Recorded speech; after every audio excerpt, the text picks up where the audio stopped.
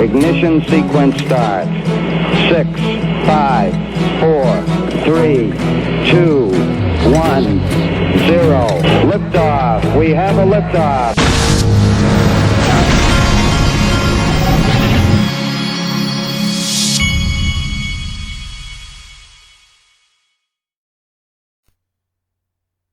Hey everybody, this is the Digital Asset Investor, and I'm smoking a pork butt today. I was at dinner with somebody the other night, actually my dentist. I was at dinner the other night with him, and he was bragging to me about how he was able to smoke a pork butt without wrapping it on his smoker, and that it was as good or better than anybody that wrapped their butts. Well, I've always wrapped my butts, and so I've accepted the challenge. He said it's because he's got a premium smoker.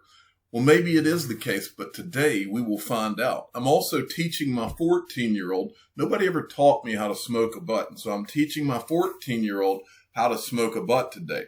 What we also have being done is I threw down the gauntlet to not so skinny. Big Skinny, I told him game on. I don't know if he's cooking today, but he's the official smart aleck of the Digital Asset Investor channel, and he a lot of time will post his pictures of the things he's cooking or smoking, and so I threw down the gauntlet today, and I even told him hashtag 0 doubt. So there you go. I'll try to take a picture of this butt when I'm done. Okay. I couldn't remember if I had shown this. I know I retweeted it, but I don't think I showed it on the channel yesterday. But I am Legion, who is, well, actually, he's the official dot connector of the Digital Asset Investor channel. He had put out this tweet yesterday, drawing the parallels between the growth of Ripple and RippleNet and the growth of Swift back in the day. This is the first slide he shows as RippleNet grows to more than 100 financial institutions. As you go down this, he says, don't you just love a good pattern? And this is Swift history. Swift was founded in the 70s. And then he has a whole thread where he takes you through it. This is Swift that is talking about here. The 1973, the foundation, 239 members, and then it goes down, and apparently this timeline must be on Swift's website. The 1980s, establishing the Swift community.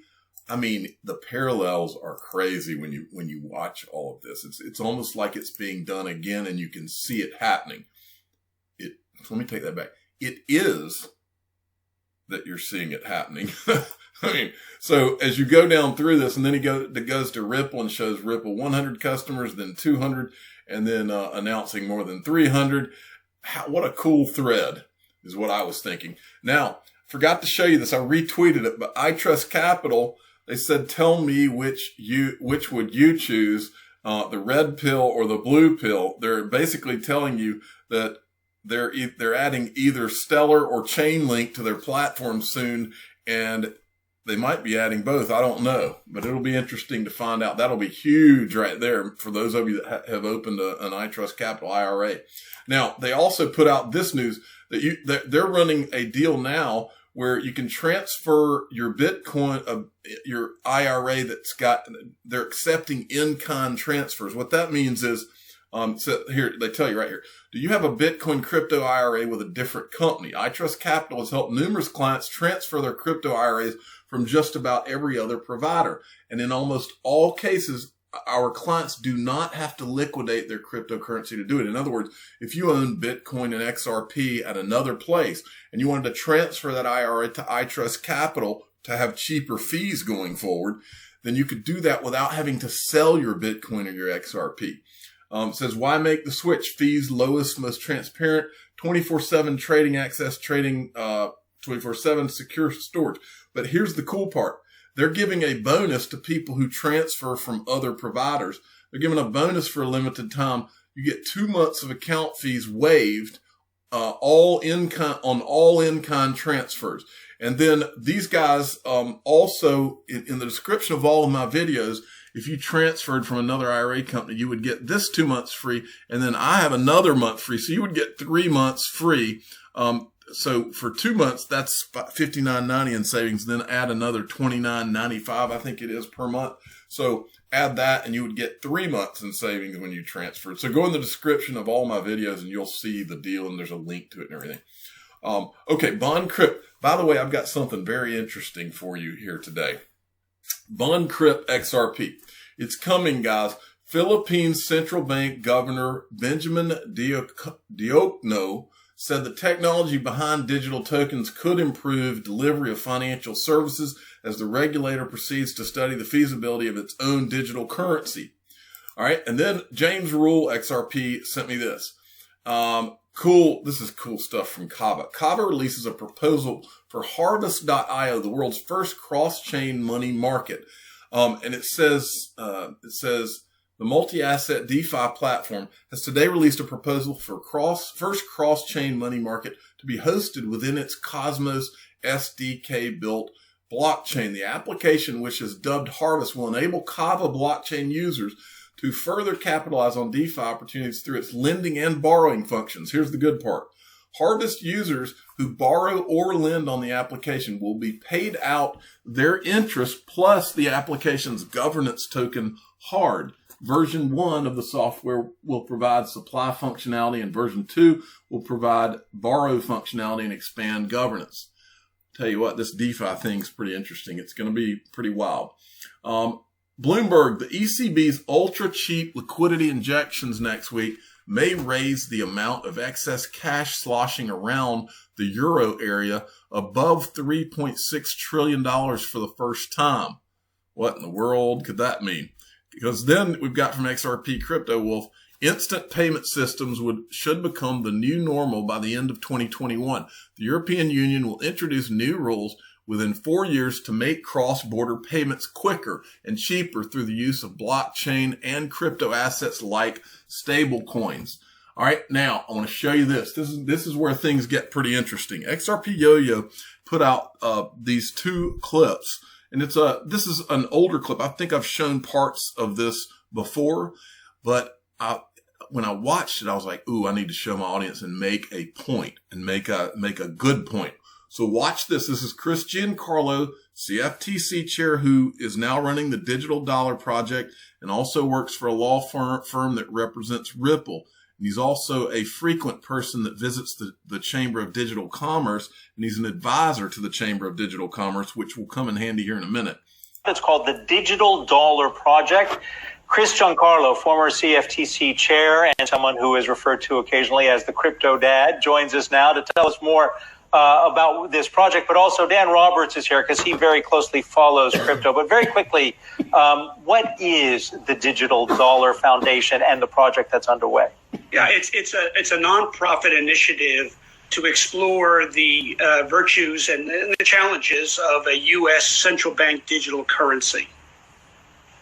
And Chris, Dan Roberts here. Tell us about how this is in some ways a response to what is happening with China. We remember that when Facebook announced its Libra project, Mark Zuckerberg, in many ways, when he was speaking to lawmakers, was using the threat and the fear of China doing something similar to try and encourage lawmakers to basically leave Libra alone, because if we don't allow Libra and other similar projects to innovate, then China will beat us in this area. Tell us a little bit about the reports of a China coin. Well, so what I would say there is it's as much influenced by China as it is by Libra, as it is by Bitcoin, and as it is by COVID. I left after 5 years serving at the US CFTC. I came away with some observations about the global state of our financial markets. One is that just like so much of our physical infrastructure, our bridges and our tunnels and our airports, a lot of our financial market infrastructure is similarly aged and in some cases obsolete. And the second observation is we're truly seeing a new wave of the internet, an internet of the things of value. And that new wave is going to put serious pressure on these antiquated financial systems. And it's really that led me to being a proponent for exploration of a US CBDC. Absolutely, others are doing it around the world. It's not just China. We know that over 50 central banks are experimenting with this. The United States has been a leader in so many phases of technology. Our feeling is it needs to be a leader in this phase as well. And then, Chris, while we have you here today, just recently you made some comments about XRP, once known as Ripple, of course, not being, in your view, a security. And it was interesting, that was picked up in a lot of places. And then some people kind of pointed out, well, Chris is no longer with the agency, former CFTC. So I guess I'd ask how close May have heard. Okay, so now Chris Giancarlo in this second part is going to address why he believes XRP and what he thinks it comes down to, why he believes it's not a security. the agency, former CFTC. So I guess I'd ask how closely you're in touch with the current regulators and whether we should take your view as the official regulatory view. And then also some people pointing out that, you're working in some ways as a consultant with Ripple, the company behind XRP. So some people kind of take your declaration on XRP with a grain of salt. What do you say to that? Well, first of all, I am not an official, and so I am not speaking in an official capacity. Ultimately, it'll be the courts that will determine this. I am now a practicing lawyer. I'm with the firm of Wilkie Farr and Gallagher. Ripple is a client of the firm. What we did in a scholarly piece in a law review was to analyze Ripple against the well-known Howey test, which is the Supreme Court's determination of what is a security, and based upon a legal analysis, concluded that it's not. Now, you'll note in that piece, it's a legal piece. It's not a advocacy piece. It's not a policy piece. It's a straight legal analysis. Chris, it's Julie here. Yeah, Julie. We've been sort of asking sort of thorny specific questions. I want to take a step back and ask a bigger picture question, which is, as someone who has followed cryptocurrencies for several years now, not with the type of precision that Dan has, but there has been this sort of, by the huge proponents of it, this promise that it was going to really, if not take over, gain a little bit more momentum than it has seemed to. Where do you think we are in the sort of life cycle? And are we going to get to the point where... Hold on a second. Let me get back to where we were. Former CFTC Piece, it's not a policy. Sort of the type of precision that Dan has, but there has been this sort of, by the huge proponents of it, this promise that it was going to really, if not take over, gain a little bit more momentum than it has seemed to. Where do you think we are in the sort of life cycle? And are we going to get to a point where it's much more widely used, invested in, et cetera? Well, Julie, thank you for that, because I really do believe the big picture is what is important here. And that is, we truly are approaching a second wave of the internet. The first wave was the internet of information that created, at first things like Wikipedia, but ultimately social media and online commerce. This next wave of the internet is going to take things of value and put them into a digitized, in some case, tokenized form. And in my role at the CFTC, we oversaw the world's derivatives on commodity markets, the world's major commodities, corn. Now, remember who this guy is. He ran the CFTC. He's the guy, I've shown you the article. He's the guy who was sent to pop the Bitcoin bubble in 2017 by creating the Bitcoin futures. And this is part 3. Wheat, cotton, precious metals, industrial metals, energy, all the derivative markets are where they're priced. And here's the point, they're priced in dollars. As all those commodities move to a digitized, tokenized form, I believe it's critically important for the dollar to similarly adopt a digitized program, digitized, tokenized, and ultimately programmable form. If those commodities are going to remain priced in dollars and they become digitized, it's critically important that the dollar follow that same trajectory. Chris, what's the timeline for that, though? I mean, are we realistically seeing that in our lifetimes? If you're over 45 years old, is this our future? I believe it is. I believe it is. We are going into a digital future. The future of the 21st century is going to be digital. And yet, so much of our financial system is accounts-based. And accounts-based go back to medieval Venice, when it was hard to travel around with large quantities of fiat currency, and they were lodged onto an account. And that's the basis for our system today. But as we go to a digital form, tokenization, fiat once again becomes possible to move around in mass quantities in a digital form. And so we need to think about how do we make our fiat form digital as well. Chris Giancarlo, former CFTC. I want you to remember, as you see this cast of characters, that all the world's a stage. That's the Shakespeare quote. All the world's a stage, and it goes on we are all, or something to the effect of we're all there. Everybody are just players in the game or whatever, or players or members of a play or something to that effect. But anyway, so this guy, and then I want to show you this. And see, what was interesting that he said in there to me, what's always been interesting, is the way that XRP has been positioned. Is XRP is this thing that the SEC, Jay Clayton, they just can't get their mind around what it is. And maybe it'll evolve over time. We just can't figure this out. And what Cryptopolis has always said, remember, you can't regulate what you don't define. So if you don't want something to be regulated, just don't define it. Okay? But if you do want it to be regulated, you go to a stage like they did with regard to Bitcoin and Ethereum on June 14th, 2018, and you tell people that it's a commodity. Remarks are mine alone, not necessarily those of the commission, the commissioners, or the staff. But this event gives us a great opportunity to address a topic that I think has been a subject of considerable debate in the press and in the crypto community. And that's whether a digital asset, a token, a coin, offered as a security can over time become something other than a security. This right here, I'm not going to play this whole thing. And by the way, this is from Bank XRP. Definite subscribe. I'm not going to play this whole thing, but this was the day, from this day, this is William Hinman from the SEC. When he went to that podium, he basically declared that Bitcoin and Ethereum were commodities and that they were not securities. And from that day until today, there's no cloud over them, but there's a cloud over others.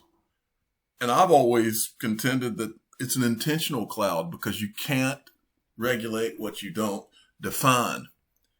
Nobody can, if you don't know what it is, then you can't regulate it. But I'm here to tell you that at some point, maybe sooner rather than later, you're going to know the answer to what XRP is, and it's not going to be a security. And when you do, you want to talk about rocket ships and blast off, just sit back and watch. Now, David Schwartz was tweeting this. Somebody said, do you think your work with XRP is done? And David Schwartz replied, and this was today, not yet, but it feels like I'm getting close. I've always believed that they've kept David Schwartz around until blast off. And David Schwartz is basically telling you right there that it's almost mission accomplished. All right. Okay. Now this thing's about to get interesting. Do you remember this? Securrency, this company right here, Securrency is, which I don't follow. I follow them now. Securrency had put this out. We covered that this was going to happen. In partnership with Digital Chamber of Commerce, Securrency is hosting Two Sides of American Coin, a webinar with panelists including SEC News' Jay Clayton and Brian Brooks.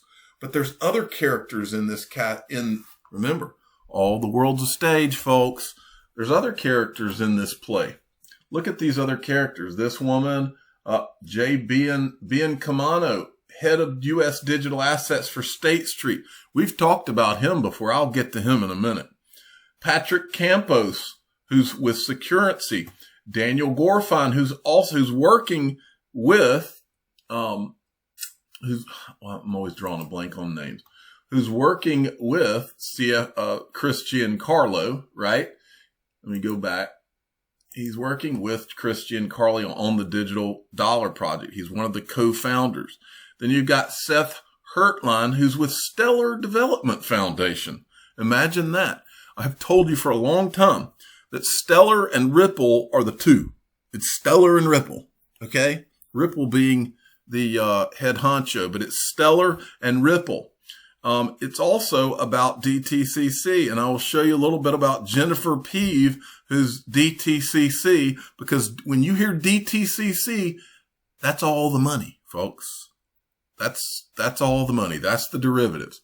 And then this guy from Wisdom Tree. Wisdom Tree is an investor in Securrency. But let's look at the other tweet having to do with this. This was sent out by Jackson Mueller, who is the Director of Policy and Government Relations at Securrency. He says, we've got a stellar lineup. So he's pointing to stellar in this thing.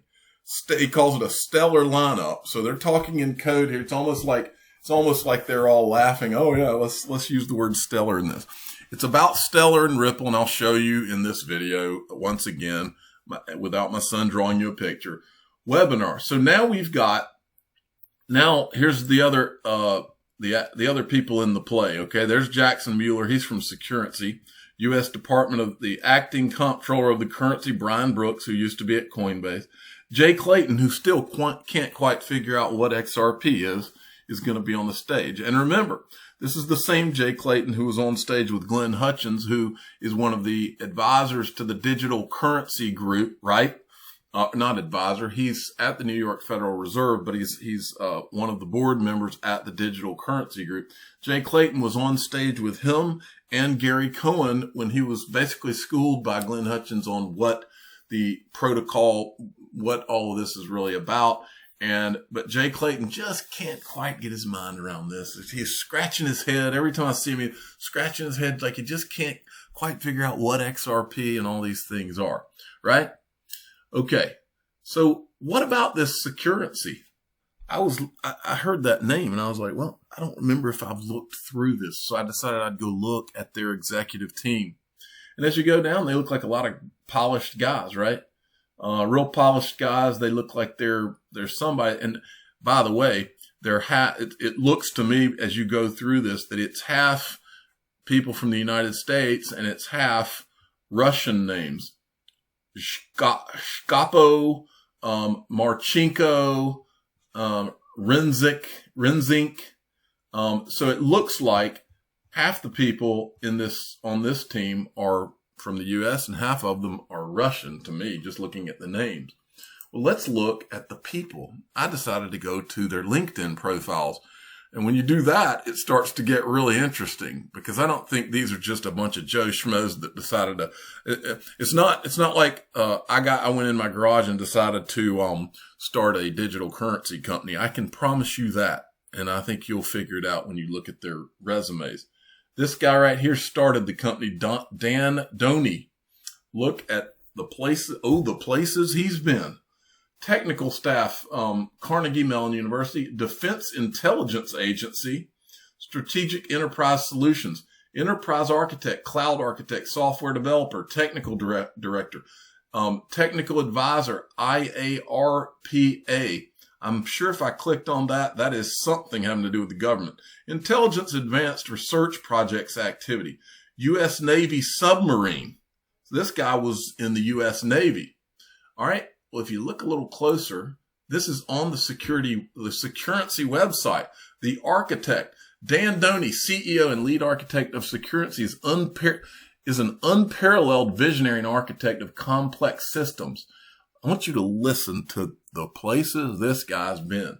Following the horrific incidents of 9/11, and I've made it a habit of this channel that I don't name. I try not to talk about all these agencies because I'm just a guy and I want to remain just a guy. I don't want to, I'm just pointing to you where the guy went. Okay. In fact, why don't you just, I'm going to have a brief moment of silence and you just read that paragraph that you're looking at there because these kind of places make me nervous. And look, ultimately I'm a father who wants to watch. I just want to watch my sons come up in baseball. I don't want any trouble from anybody. I just want you to read that. It's public information. But I don't like even talking about those kind of places. All right. But I will say this. We do know that David Schwartz worked for this company, right? Or not company, for that organization right there. Okay. Now look at John Hensel. He's also with, Securrency. Look at his background. Naval Air Systems Command, Deputy Program Manager, Director, MPRA, International Programs, VT2 Commanding Officer, Senior Military Assistant to Director, Defense Test Resource Management, Naval Air Systems Command. I mean, wow. Then Jeff Truitt, who's also there. Look at his resume. Let's see what Navy JAG Corps, Captain, U.S. Navy Reserve. Look at this. Look at the things that this guy was in charge of. I mean, These guys are somebodies. These guys aren't just a bunch of jacklegs that are forming a digital currency company, folks. This is real deal Holyfield. Now, let's go back to this. Remember when I showed you Jennifer Peave, Managing Director, Business Innovation, DTCC? Well, let's look at her resume. She is with the DTCC, which DTCC is all the money, right? We know that. You've been here for a while. Look where she was before that. Executive Director, OTC Products at the CME Group. Look at the dates that she was there. 2008 to 2015, she was at the CME Group. Don't we know somebody else that was at the CME Group during that time? Yes, we do. His name is Miguel Valles. Miguel Valles is at Link2 now, but he was at Ripple, and before that, he was at the CME Group, and he just happened to be at the CME Group at the same time that this girl from the DTCC. Wonder if they know each other. It's kind of interesting. Now, let's go back and look back at this. The other guy that was there, remember? Seth Hurtline, Stellar Development Foundation. And yes, that would be that Stellar. Now, there's one final thing about this Securrency that you need to know, okay? Here's what you need to know. This is their LinkedIn page. Securrency's protocol can be utilized on the Ethereum, Stellar, Ripple, EOS, and other distributed ledgers, as well as on legacy systems, allowing for seamless on-chain and off-chain movement of tokens. Now, there's one other guy that you might remember. I wanted to make sure we highlight him because we've shown this guy. You might remember Jay being Kamano because he was on that Fortune program, and he's the guy that said that digital currencies, this thing will be a trickle, and then a flood. Okay, well, he's with State Street. He runs the digital assets division at State Street. Well, I found this little clip of him on a podcast that I wanted to play for you. So these little pieces in the market that are allowing the individual investor, the small investor, to access, issues that they couldn't do previously, I think is going to be widespread. And also, I think when you're an individual investor, you really don't see the scope of other investments out there. So it's really going to come down to how these more retail and consumer-facing firms offer these assets to clients. Morgan Stanley buying E-Trade, it's very interesting. By the way, my tornado siren is about to come on. I'm just going to power through it, and it's going to be loud, so just deal with it. Right, Morgan Stanley is an institutional firm, right? And they have a small, consumer-facing money management firm. Now they have access to, tens of millions of E-Trade customers. How do they provide access to private deals, right? Because I really think that the private market is going to be the standard in probably, 5 or 10 years. And I think digital assets will be the gateway to provide that. All right, he just said the private market. Think private equity. Why do you think I keep talking to you about this Link2 company? This is what he just said. Digital assets are going to be the bridge. That is what Link2 and Uphold are doing together right now. That's why I keep telling you to download this app. This app's in the description of every video I do, and you can just click on it and you can download it for free. But here's the other thing I forgot to mention to you the other day. Well, the reason you need to download it, and if you're an accredited investor especially, but even if you're not, you could become accredited. When XRP does its thing, you could become accredited overnight. But here's the other thing. You need to go ahead and get in the process for 2 reasons. One is because they're going to be coming out with new issues. But there's another reason I haven't told you yet because I wasn't aware. When you go and download the app, it's going to put you on the list so that when they have these monthly investor conference calls, you'll be on the list, is my understanding, so that you can join these conference calls. And people like Greg Kidd and like this time Tim Draper in there, so you can go in and you can go and listen to what they're saying. So if you haven't done it yet, go and click the link. I've got the link to the Apple Store, the Google Play Store, and link2.com. It's linqto.com. So go check it out. That is the future, and digital assets are going to provide the link so that you and I think over time they're probably going to be loosening up these rules more and more for accredited investors, and you and I are going to have access to this stuff. And look, here's the cool part.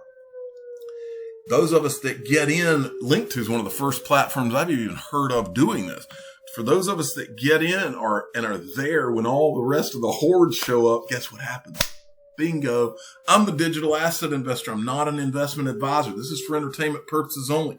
Please subscribe, hit the like button, and tell your friends and family that the digital asset investor's smoked butt is going to be ready in a few hours, and I can just taste it. Thank you for listening. Every day, billions of people around the world are mocked, ridiculed, laughed at, and embarrassed by their friends, family, and even strangers. These people go through their days knowing there are secrets being kept from them. They hear the faint whispers behind closed doors. The information and knowledge is held very close and only shared with others who were fortunate enough to find out.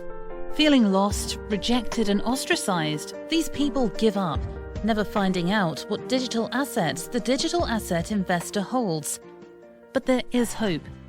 Join the free Digital Asset Investor email newsletter and find out what digital assets he owns each month, including investments he's considering. Click the link in the description of this video or go to digitalassetinvestornewsletter.com. Put an end to your days of gloom and depression. Join the greatest free digital asset email newsletter ever created.